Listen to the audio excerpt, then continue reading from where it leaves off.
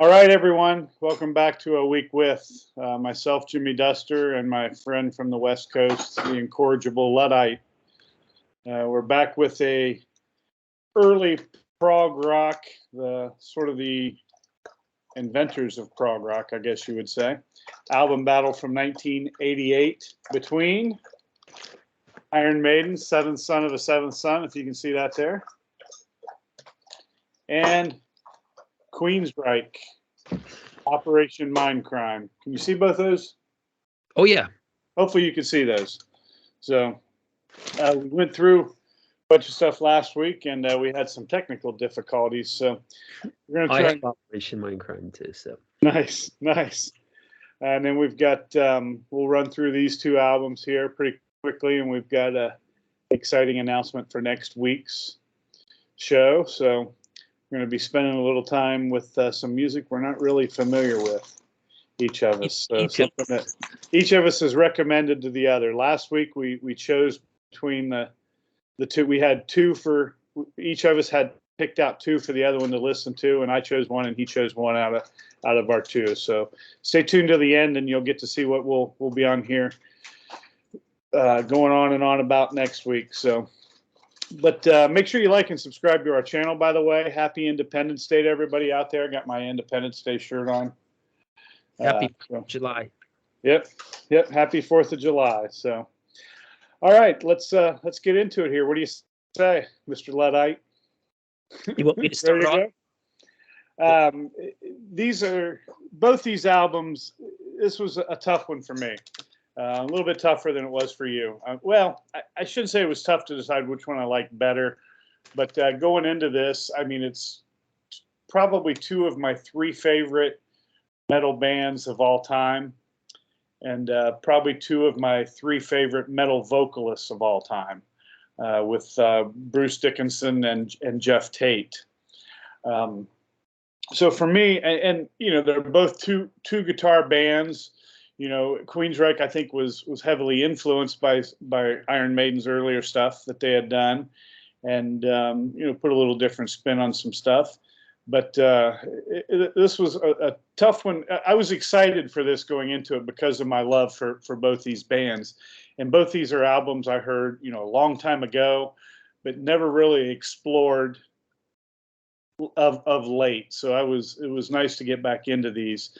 First, I'm going to start with the Iron Maiden album, Seventh Son of a Seventh Son. Of course, their most classic lineup: Bruce Dickinson on vocals, Dave Murray, Adrian Smith on guitar, Steve Harris on bass, Nico McBrain on drums, and also Smith and Harris did play a little synth in there too, which was one of the things I liked about this album. They had used some string synth before, and they added some keyboard synth in there.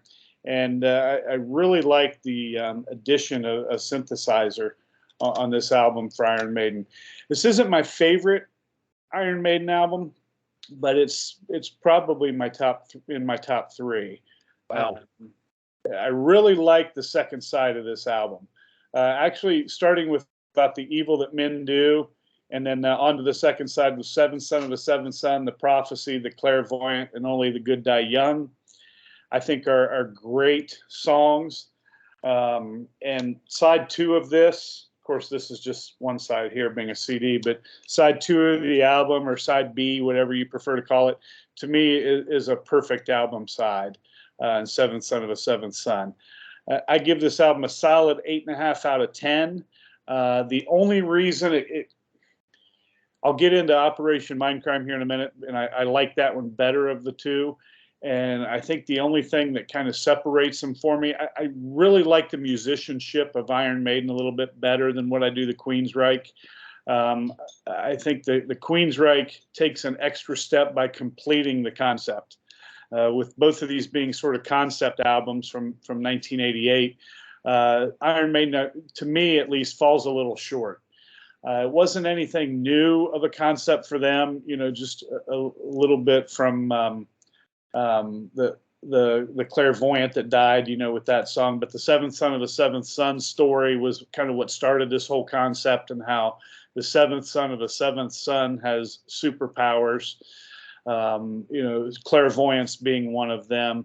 and it just seems to the concept is what they've used on a lot of albums, the good versus evil, heaven versus hell, that type of a dichotomy is the concept on this album. And not that that's a bad concept. Let's face it, Hollywood recycles movies 4,000 times a year. It's the old Faust myth is rewritten 47 different times a year in Hollywood. So I certainly don't think of it as a bad concept at all. But to me, it just falls a little short of Queensryche with their completion. And same with this album, the classic Queensryche lineup. Refer to my notes here. Jeff Tate, of course, on vocals and keyboards. Chris DeGarmo and Michael Wilton on guitars. Scott Rockenfeld on drums. And Eddie Jackson on bass. I just mentioned that my two favorite heavy metal vocalists, I think Eddie Jackson and Steve Harris are probably my two of my three favorite heavy metal bass players of all time. Harris gets a slight nod over Eddie Jackson to me, for me, just because of his lyric writing and music writing and some of that type of stuff. Harris is an amazing writer for sure. Yeah, that's what separates him really, is the fact that he writes. I think he writes probably 2/3 of their songs, not Bruce Dickinson. Yep, he does. So, he does most of the writing, and this was actually his concept that he came up with after reading The Seventh Son of the Seventh Son. But Eddie Jackson, Scott Rockenfeld, they're an incredible rhythm section as well. And the guitar players are great. Jeff Tate's, of course, a great vocalist. And this concept, again, it's not a new concept. It's the revolution against society. There's drugs involved and love interests and everything else, and murder for hire. So there's a lot of different common concepts that kind of come in to this album and making it. But the whole album, I think, as a tighter story, a tighter fit, and it comes to completion. The album, starts and ends with the I Remember Now, the guy waking up in the hospital and not knowing quite what is done, but then he begins to remember after time in the hospital about his being hired by Dr. X to, assassinate these powers that be as part of the revolution. And to me, this album also has a perfect album side and quite nearly two perfect album sides. We talked a lot last week about the interludes between songs and some of the just background noise going on, very reminiscent of Pink Floyd. Very. You can see a lot of Pink Floyd elements brought in on this.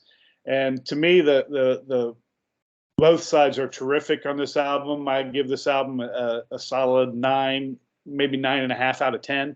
So this is probably it's easily my favorite Queensryche album, and probably one of my top 3 metal albums. Oh, definitely, it would be my one in my top 3 metal albums, along with Peace of Mind by Iron Maiden and Stained Class by Judas Priest. So maybe we can get into that one sometime. Yeah, I don't really know much about Judas. I know more. It's safe to say I know more about both these bands than Judas Priest. Yeah, especially Iron Maiden. But yeah, I thought this was a terrific album as well. Side A to me is just incredible. Clear Through, Sweet Sister Mary. You got I Remember Now, the instrumental Anarchy X, Revolution Calling, Operation Mindcrime, Speak, Spreading the Disease, The Mission, Sweet Sister Mary. And to me, it's a perfect album side. It's a Peter Collins produced album. And you can tell he's he's one of those guys. Well, both producers. Martin Birch has obviously done a bunch of stuff too that produced the Maiden album, but both of these guys have produced a lot of albums, and Peter Collins albums all seem to have that similar sound to them. There's something about the mixing of the drums and the bass, and I don't know if it's more lower end that he's getting in there, but it's a certain sound of Peter Collins produced album. I don't know any other albums he's produced other than Rush Power. I know he produced. I'm 95% sure he produced Rush Power Windows. Yeah.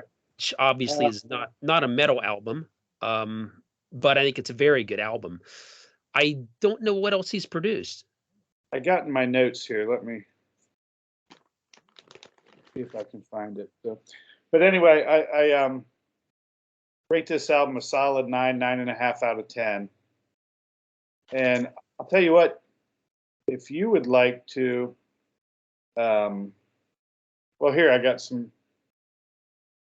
albums that he's produced. I'll have you get started there. Power Windows, Hold Your Fire. Oh, he did Hold Your Fire too. Okay. Great bass tones on that album. A lot of that. Counterparts and Test for Echo. Oh, here it was. Alice Cooper's Hey Stupid.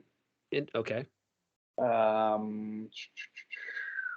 was some Gary Moore stuff too. I forget what he produced for Gary Moore.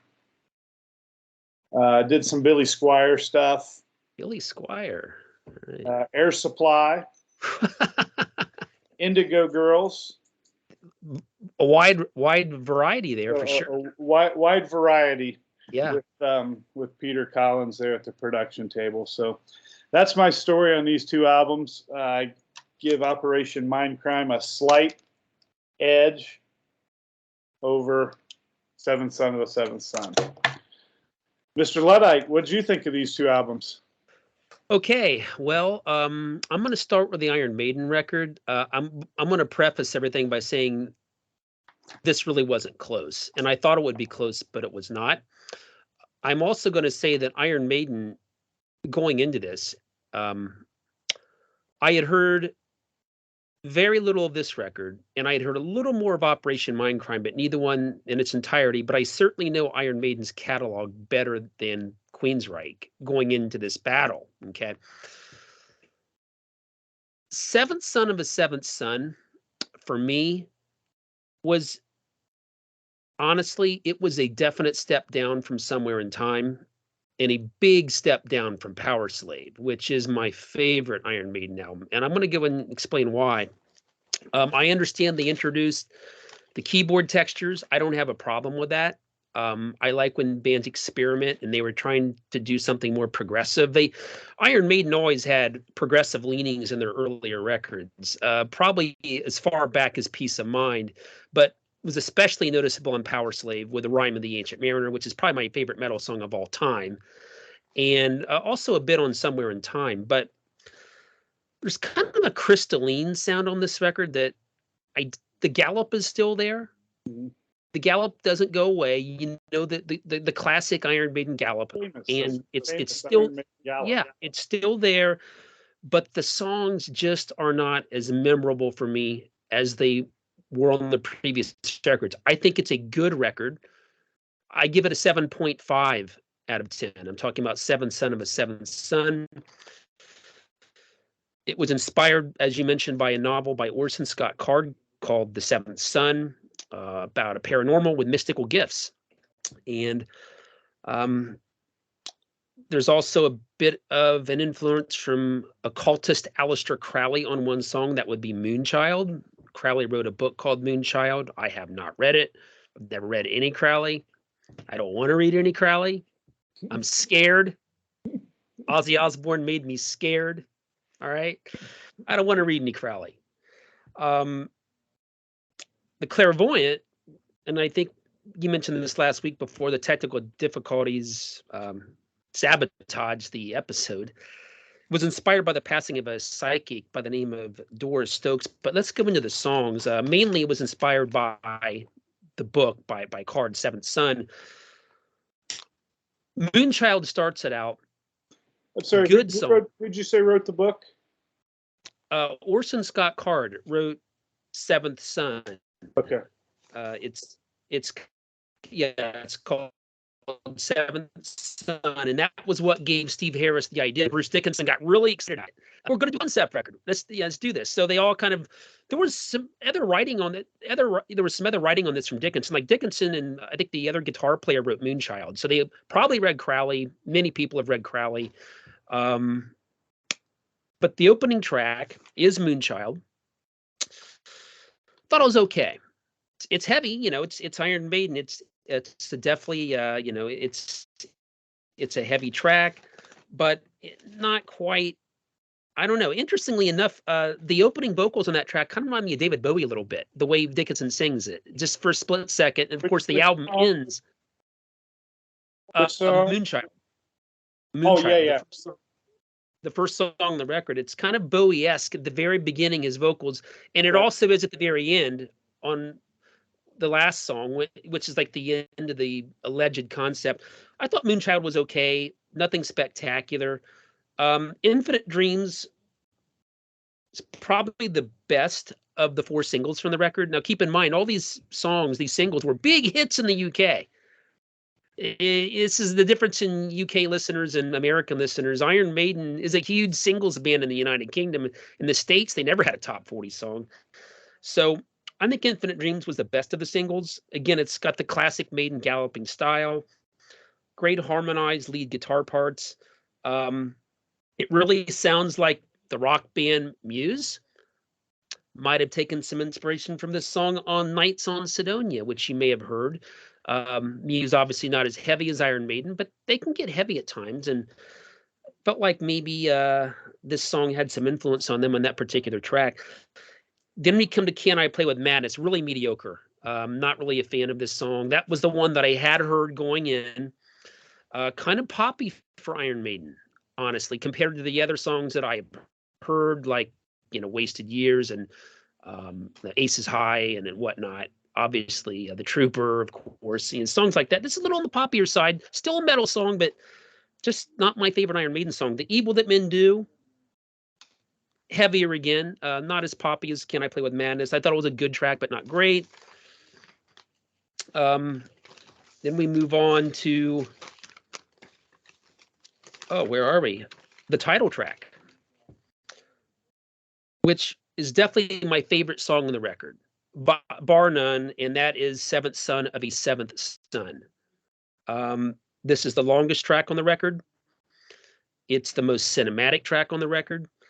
It gets very heavy, probably the heaviest song on the record, and it gallops in that vintage Maiden kind of a way.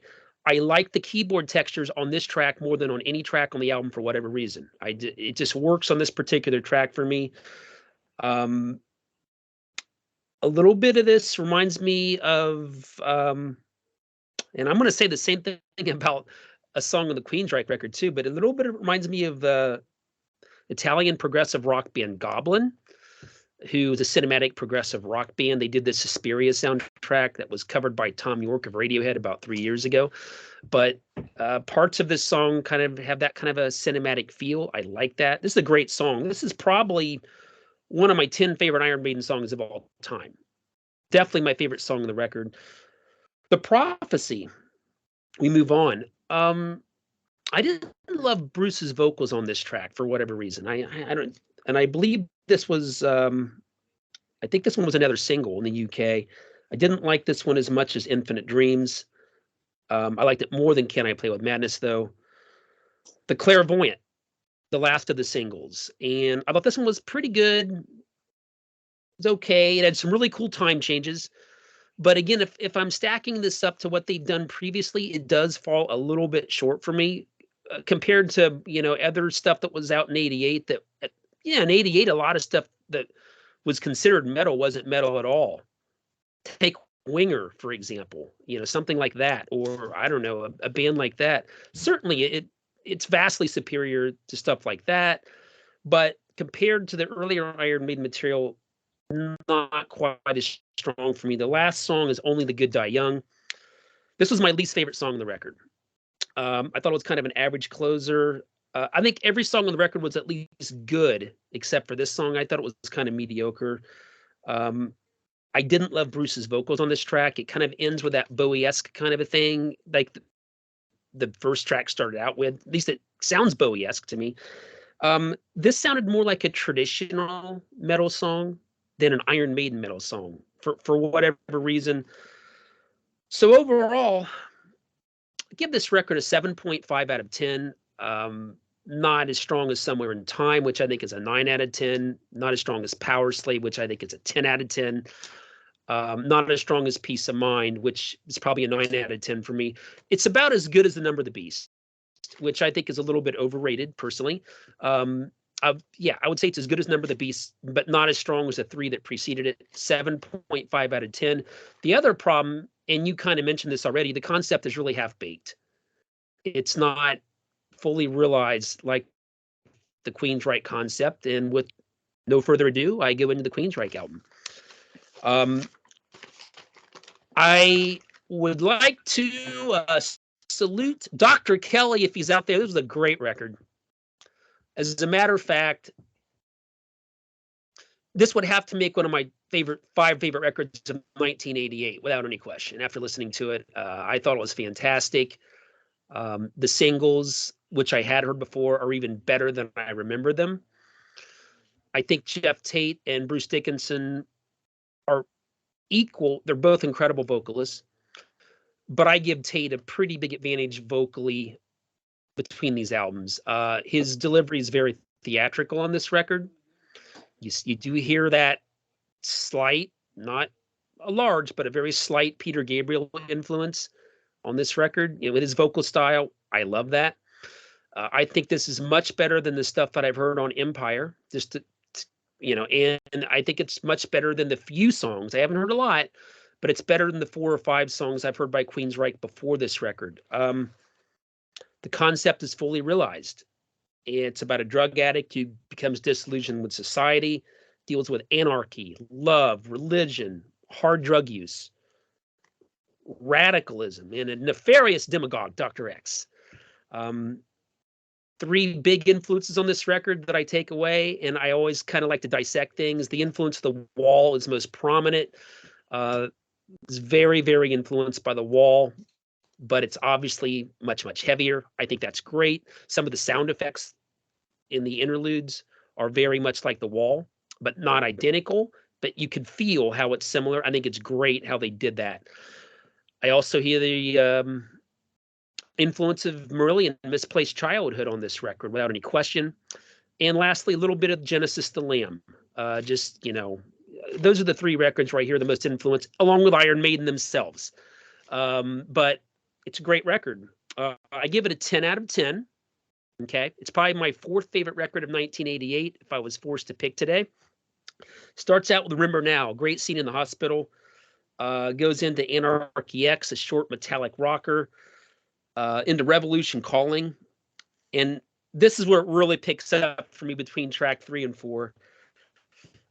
Fantastic interlude segue between track 3 and 4 on Revolution Calling and Operation Mindcrime, which is very heavy track. It's one of 6 or 7 tracks on the record that I think is literally a 10 out of 10. Operation Mindcrime, the title track, fantastic. It's a pulverizing monster riff. Love that segue between tracks 3 and 4. Speak, Spreading the Disease, probably my least favorite song on the record, but it's light years better for me than the last track on the Iron Maiden record. It's still like a 7 or 8 out of 10. Still a really good song. But the interlude, again, I love these interludes on this record, these segues, the little segue between Spreading the Disease and The Mission. The next track is fantastic. The Mission is another 10 out of 10. It's a very, very moody track. The opening is very moody. There's more mood on this record than the Iron Maiden record. It just has more of a mood to it. It's darker sounding. The moody opening leads into full-on metallic bombast. The guitars on this song have kind of an orchestral feel on this song. I think that's great. I'm a sucker for a guitar used in an orchestral way. They do it well on this song. Then we get on to Sweet Sister Mary. Wow. It's an incredible track. It's a very, very cinematic song for the metal genre. It's more cinematic than the title track on the Iron Maiden record, without any question. Again, I hear a little bit of the early Peter Gabriel influence on Tate's vocals on just parts of this track, but then he gets highs and it gets really theatrical, and it's great. It's very, very moody for the first 3 minutes, and it kind of like The Mission goes into full-on metal bombast, and it slows down again. There's all kinds of time changes throughout this track. The vocals are just fantastic on this track. Again, I hear a little bit of influence from Italian prog rock band Goblin on this track. That's a great thing. The Needle Lies is a bit of a come down after the opus that is Sweet Sister Mary, but it's still a very good track, 8 out of 10. Electric Requiem, fantastic. There's a very creepy interlude in between those two tracks. Reminds me a little bit of Misplaced Childhood, some track on Misplaced Childhood, but Breaking the Silence, very good. I Don't Believe in Love. We get to one of the singles. Fantastic song, 10 out of 10. I love the bass work on the track I Don't Believe in Love. I noticed that. I never noticed it before, Jim, how much I like the bass work on this track. I don't know the name of the bass players like you do, but the bass playing was great on this track. I love the vocal line from Tate, I Don't Believe in Love. It's never worth the pain that you feel. I love that. And, you know, I guess this is the protagonist thinking about Sweet Sister Mary, I guess. But it's a great song. I just pretend she was never real. Fantastic. Song 13, Waiting for 22. Beautiful, short, atmospheric piece. I loved it. My Empty Room, short, heavy piece with a great piercing scream from Tate. Then another great segue to end the record between My Empty Room and the great closer, Eyes of a Stranger, which is an absolutely brilliant track. It's one of the best guitar outros I've ever heard. I think it's a great guitar outro. I noticed that about this song, which I did not notice previously. No doubt about it. This album ends like a bad dream. If you really listen to the way it ends, it kind of goes into this David Lynch style mood snippet, and then I Remember You. And it just fades out. Fantastic record. I give it a 10 out of 10. I probably, before I listened to it its entirety, I would have guessed maybe I would give it an 8 or 9 out of 10, but it's better than that. It's probably my second favorite metal record of all time, at least going from 80 and beyond, after only Power Slave by Iron Maiden. You know, when we talk about metal, those Black Sabbath records that we grew up with and know, like those early Sabbath records, they're still really rooted in the blues. And, you know, they're kind of like Soundgarden and Alice in Chains and stuff, you know, from the Seattle scene. They're still like a blues root. With these bands, you know, Iron Maiden and Queensryche and Judas Priest, you mentioned them, they take the blues out. The blues is gone. You know what I mean? That kind of psychedelic blues element that you get in those early Sabbath records is gone. So this to me is a classic metallic sheen metal, if that makes any sense. With all blues elements are gone from these bands. But I was really impressed with this record. Dr. Kelly was right. Tate's an incredible vocalist. 10 out of 10, probably my fourth favorite record of 1988. And I would actually put this ahead of a couple records from 88 that I really love, like Love Sexy by Prince, and also Surfer Rosa by the Pixies. I would actually have to put this one a little bit above those two, which are classics in their own right. But yeah, fourth favorite record of 88. Fantastic record, 10 out of 10. And the concept is fully realized. That's what puts it over the top. The thing I always liked about Jeff Tate's voice is a lot of those guys that with the theatrical, you know, the scream, more higher pitched voices, when they sing in the lower register, they lose some power. Jeff Tate doesn't. I mean, he covers all registers very well, and Bruce too, but not to the extent throughout the vocal range. I think Bruce probably has a greater range than Jeff, but Jeff Tate, I think, is smoother through his range, if that makes sense at all to you. I'm not sure he has more range than Jeff Tate after listening to this record. I'm going to guess, you know, you can listen to vocalists and sometimes tell how much range they have. And just, you can kind of like Prince has, you can just listen to the guy and tell he has like enormous range. It's probably 5 octaves. We talk about vocal range. It's interesting. We're not going to go down this road, but Mike Patton of Faith No More has the highest vocal range ever.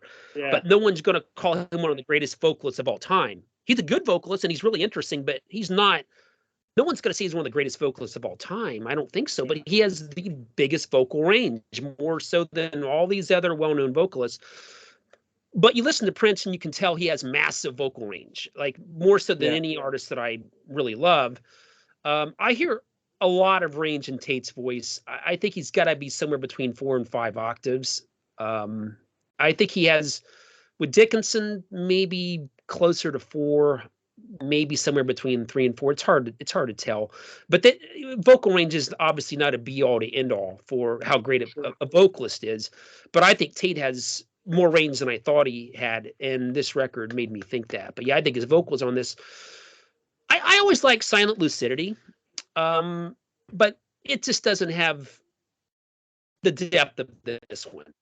And I don't really like Jet City Woman that much. That song doesn't really do much for me compared to, like, I Don't Believe in Love and Eyes of a Stranger. These are vastly superior to Jet City Woman for me. And the earlier stuff, I listened to a couple songs that Dr. Kelly recommended to me, and they were okay, but nothing like Mindcrime. I think they made a one-off.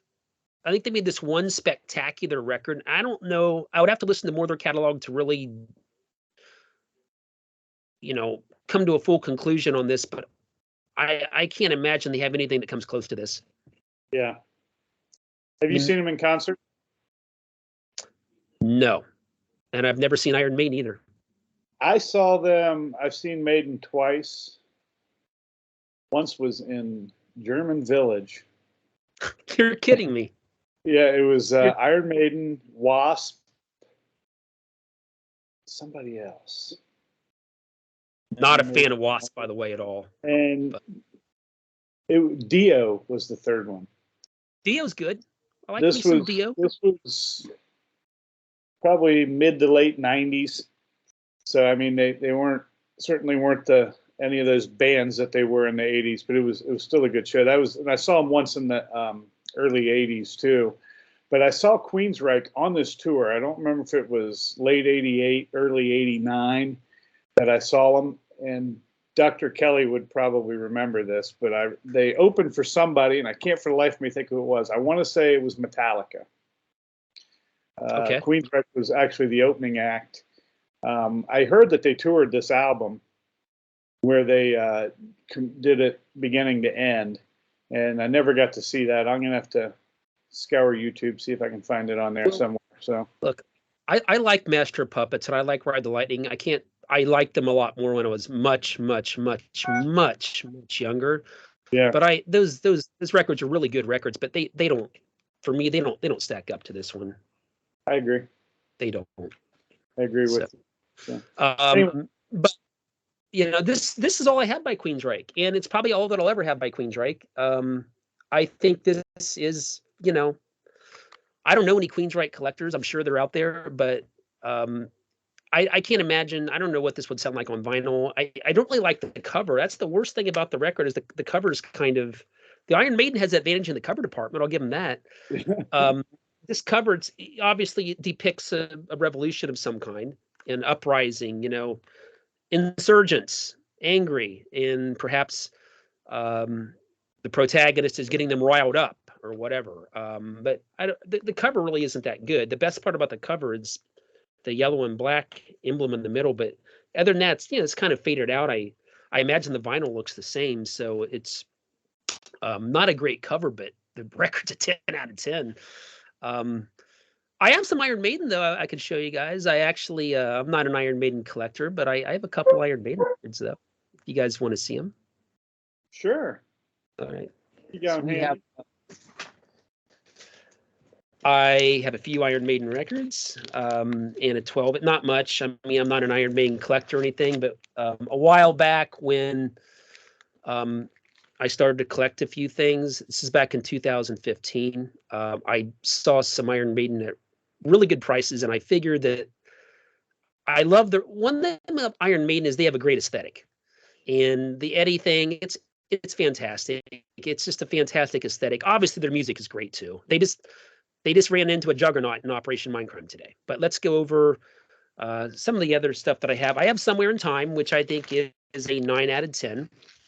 I love the cover on Somewhere in Time. There it is. Hope you guys can see that. That is inspired by Blade Runner. It's inspired by the novelist Philip K. Dick, who wrote Do Androids Dream of Electric Sheep? Iron Maiden were obviously film buffs. They like Blade Runner. And on the back of the album, there's like if you look really closely, I'm not going to put out because no one can ever see it, but there's like a Philip K. Dick theater and all this other cool stuff, Ray Bradbury theater. And, so yeah, Iron Maiden's really smart. And that's another thing that I love about Iron Maiden is their intelligence. They're Steve Harris, smart guy. Bruce Dickinson, these are smart guys. And I love this cover. I don't think this record's a masterpiece, but I love Wasted Years. I think it's definitely a 9 out of 10. Of course, I have this one. This is my favorite metal record of all time. Power Slave. Fantastic cover. Has my favorite metal song of all time, and that is the Rime of the Ancient Mariner, which is basically a prog metal song. All 11 minutes of it. I think it's inspired. It's their Xanadu, right? It's kind of like Xanadu by Rush, but heavier. It's kind of that feel. I think it might have been inspired by the poet Samuel Coleridge. Not smart. I also have, this is it. So I have Iron Maiden. You got to have this. The Trooper. Classic cover. You guys know and love this cover. Great song. Flight of Icarus is great too. I mean, Flight of Icarus was my introduction to Iron Maiden, actually, and the Troopers on the same record. That's Peace of Mind is also 9 out of 10 for me. So I love that 3-album run. Peace of Mind, 9 out of 10. Power Slave, 10 out of 10. And Somewhere in Time, 9 out of 10. That's my favorite 3-album run for the band. Awesome. Well, folks, next week is certainly going to be an interesting Sunday for us. We each gave each other 2 records to choose from last week, and everybody knows the band Journey. Everybody knows Don't Stop Believing and all that stuff, but did a little different twist for Mr. Luddite. Next week, we're going with Journey's first album that he's going to be spending the week with. A little more prog, a little more fusion influence on this, and I think you're really going to like it. Let me know if I'm crazy or not next week. And why don't you tell them what I chose? Well, my favorite vocalist of all time made this masterpiece. This is my favorite album of 1988. Peep Show, Susie and the Banshees. Then, that was my favorite album of 1988. Got really creative, and this is what Jim's going to be reviewing next week. The Creatures Boomerang. And I do have this on vinyl, but it is raining here in Seattle, and I'm not at home, and I did not want to take my beloved Boomerang vinyl out in the rain. And, it's one of my favorite records of all time. So it's very rare. So this is the CD, if you can see it. That's Susie and Budgie in the Fields of Spain. I would imagine the cover was perhaps influenced by Invasion of the Body Snatchers. I would like to think I know how her mind works. I probably don't, but she's so cinematic. It feels like an Invasion of the Body Snatchers kind of a feel to it. But the record's great. I picked it for Jim because it's a kind of a throwback record. It doesn't sound like any of the Susie and the Banshees records. There's no guitar on it. Or if there is, it's very, very, very, very, very little. It's kind of a throwback to stuff like Gazzone Alberto, Herbert Albert Tijuana Express, and maybe a little bit of Martin Denny's Exotica. But at the same time, it also looks forward to ambient stuff in the early 2000s like Radiohead Kid A. So it's a really interesting album, and it's a favorite of mine. So I think Jim's going to like it a lot. Sorry, my dog is, he gets scared by fireworks, so he's been trying to get up here next to me. So, folks, tune in next week. It is certainly going to be an interesting show with both of us listening to some albums we haven't listened to before. So thanks for tuning in, and we'll see you next Sunday. Happy 4th of July.